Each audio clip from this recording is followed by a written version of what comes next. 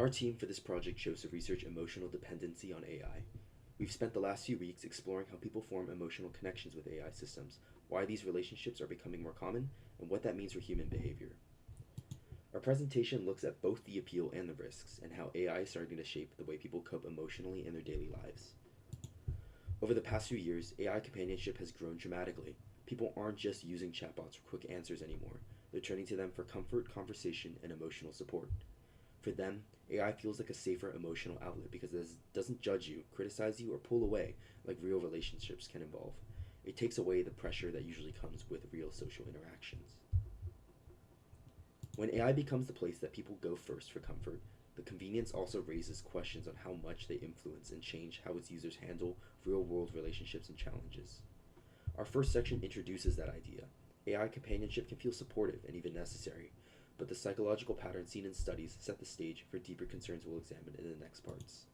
In this section, we'll go over how AI changes empathy, social skills, and real relationships. AI companionship is changing the way people develop social skills, especially younger users who are still learning how to navigate real relationships. Because interacting with AI is so effortless, many people start socializing less with actual humans as there's no need to manage tone, timing, or nonverbal cues, which reduces real-world practice and social confidence. AI never disagrees, gets frustrated, or asks for emotional support, so users develop lower patience for interpersonal conflict and may feel overwhelmed when dealing with normal human disagreements.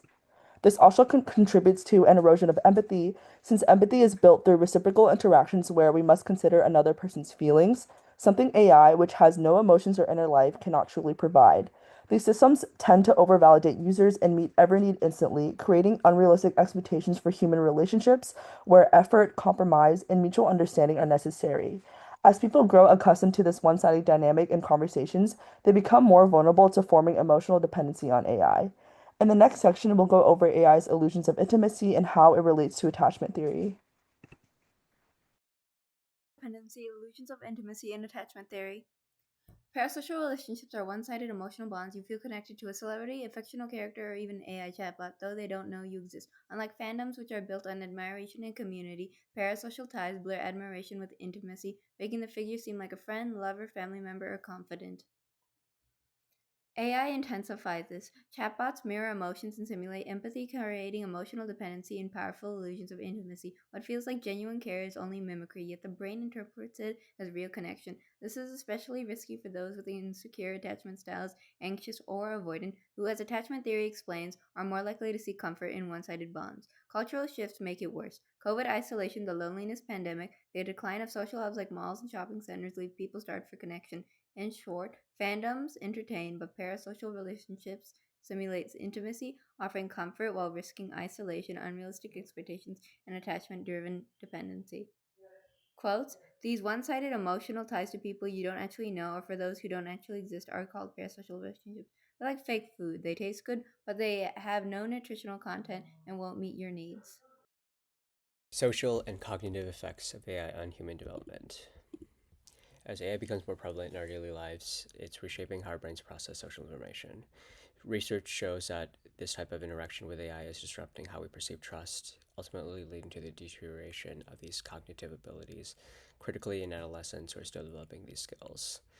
The impact on teens is increased anxiety and depression, loss of crucial nonverbal communication skills, and difficulty distinguishing authentic human connection from AI.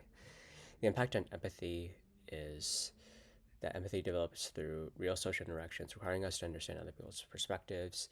And AI has no true feelings in this regard, so it is designed to overly validate without maybe giving more kind of insights to the user in terms of questioning. And we lose patience with real life relationships that demand emotional presence and mutual support as a result.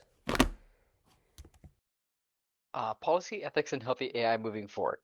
For policy and regulation, data transparency is needed to know how information is being used, stronger moderation to prevent harmful reinforcement.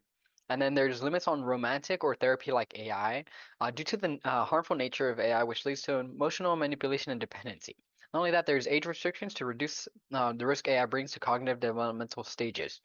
The ethics of it is stronger guidelines are needed whenever it comes to creating tech that deals with emotions for the mental and physical well-being of its users. Um, Not only that, but for healthy AI moving forward, we need user education plus warnings or guidance.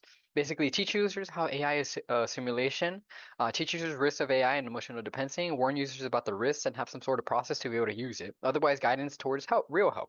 Increase awareness about privacy and data collection.